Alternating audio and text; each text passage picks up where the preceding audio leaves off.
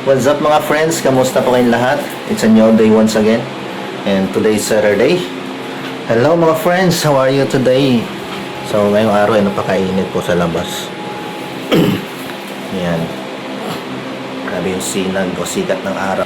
Sa hapon na ito mga friends, alas 2 pasado na ng hapon. Sobrang init. Naisipan kong gumawa ng tinapay, no? Na-miss ko po ulit gumawa ng tinapay. So it's been 2 weeks, no? Since hindi tayo gumawa ng tinapay na ensaymada.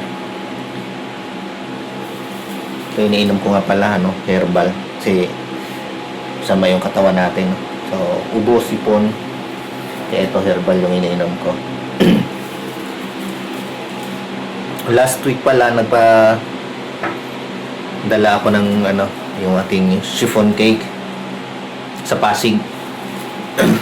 Mabilis lang naman gawin yun, unlike sa tinapay talaga, gaya ng ensaymada na matagal gawin. Since then namimiss kong gumawa ulit ng tinapay. Kaya sa hapon na ito gagawa ko para dito sa amin lang, no? Sa pambahay lang. Gagawa ko ng mas malaking version or mas malaking dough yung gagamitin ko.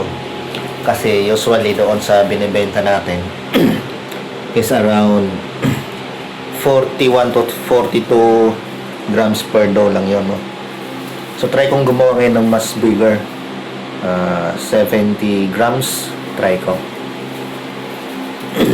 Kasi gusto ko ring magbenta ng ganon kalaki kagaya ng iba na binibenta nila 60 pesos per piece, no? Ng ganon kalaki, 70 grams. So I will try this. Yung mga ingredients namin. Yan. So dalawa lalagyan na walang harina. Itong maraming harina na sa baba, ito yung gagamitin natin. Yan yung bread flour natin. Sino sa taas ng lagayan, yan yung lagayan ng cake flour natin. Sa baba, third class flour, ito wala na. Ginagamit ko na siya din sa ating banana bread. Yung sa taas naman, all-purpose flour ko, konti na lang din. Yan, init. So ganito talaga yung temperature natin dito sa kusina.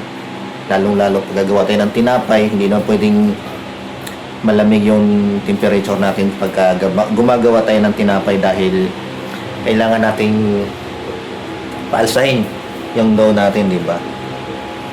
So, yun mga friends, samahan nyo ako habang ako'y gagawa. Alright, shout out sa inyong lahat mga friends. Sama kayo naroon ngayon. Enjoy your weekend this Saturday afternoon. Yun mga friends, kahit masama yung pakiramdam natin. Actually may meeting kami sana today sa Caloocan, pero hindi na ako tumuloy dahil masama yung pakiramdam natin, no? Ilang araw na. Kaya dito lang tayo sa bahay. Alright mga friends, let's do this.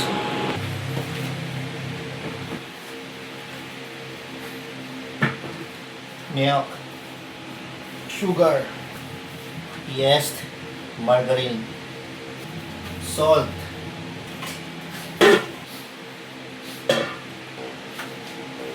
yung mga measuring cup, 1 cup, malilang. Buwate, kubi ko. Yan.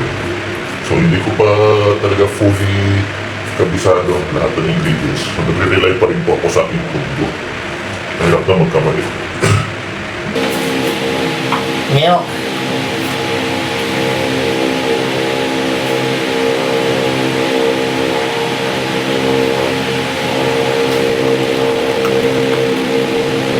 dalawang itlog,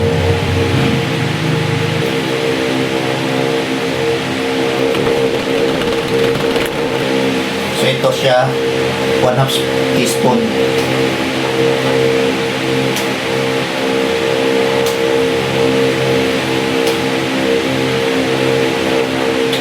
3 tablespoonful sugar. Isa. Dalawa.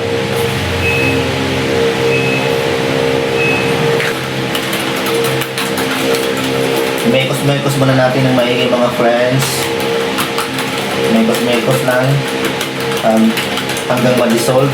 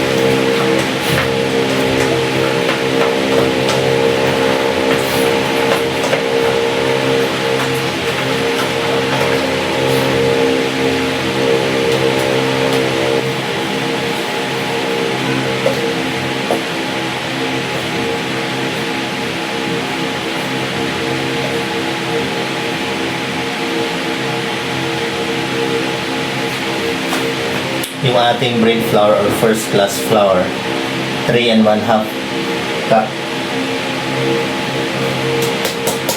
Yung dalawa na yun, sa kalahati na lang.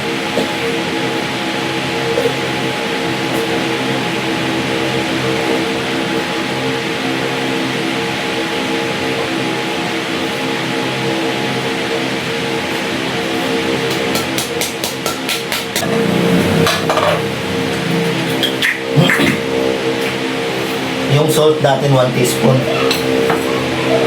So, dalawang ganito.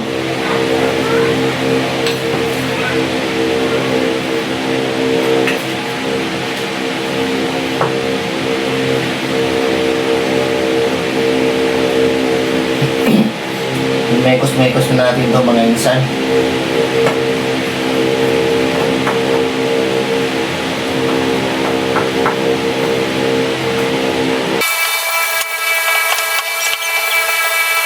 Yung butter naman natin 1/4 cup.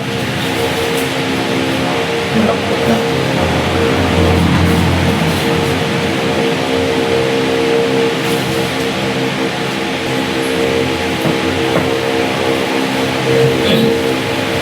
So yun yung lahat ng ingredients natin mga friends, no? Para mabuo na ating dough.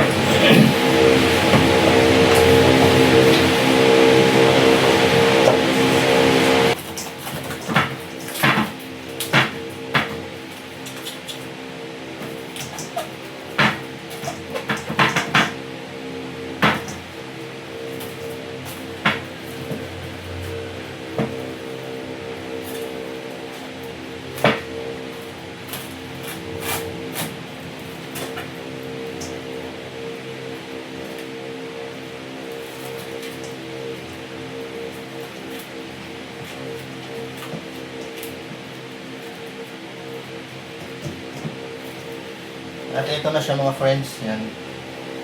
So, paalsahin natin siya. Let's wait for 1 hour, no? To rise up. O hanggang mag-double na yung size niya. Yan. So, tayin natin.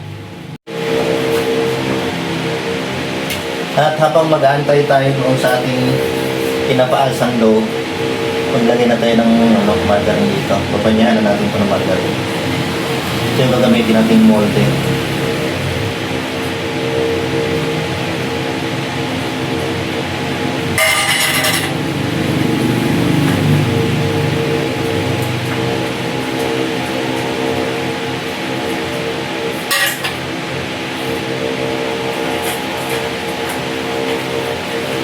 Since lalakihan ko yung size ng ating gagawing tinapay,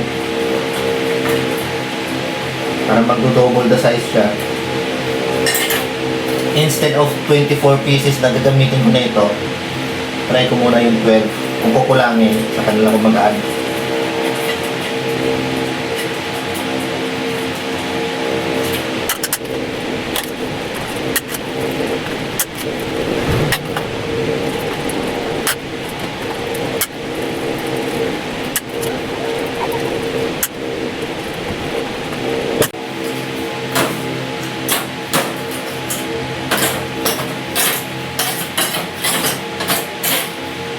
Ito ay milk. Pang brush natin mamaya bago natin lutuin, no? Nare-ready ko na lang para prepare na tayo mamaya.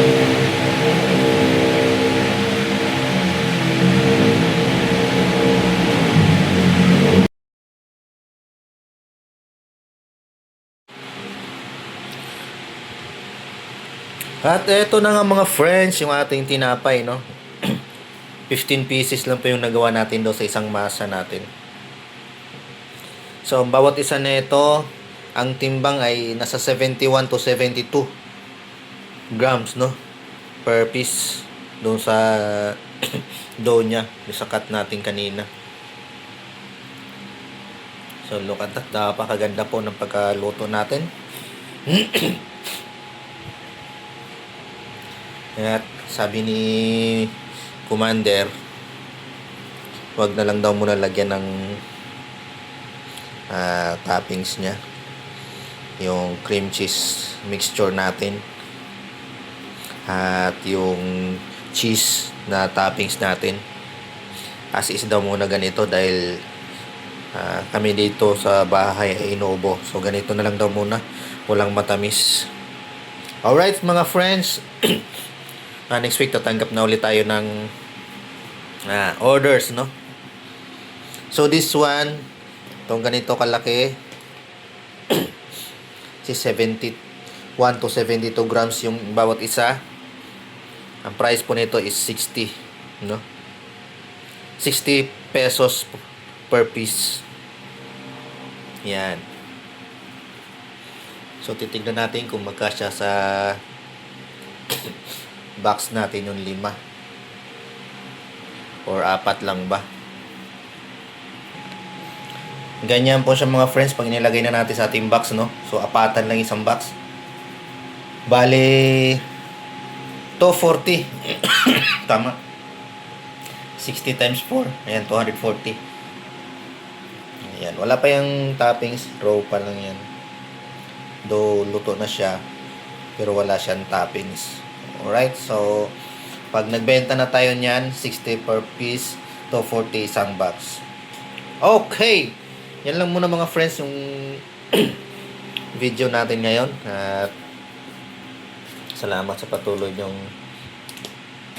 pagsuporta sa aking YouTube channel. Sa mga hindi pa nakasupport, pa-like, share, and subscribe na rin po, no? Joe Marquez Vlogs. See you mga friends. Babush. God bless.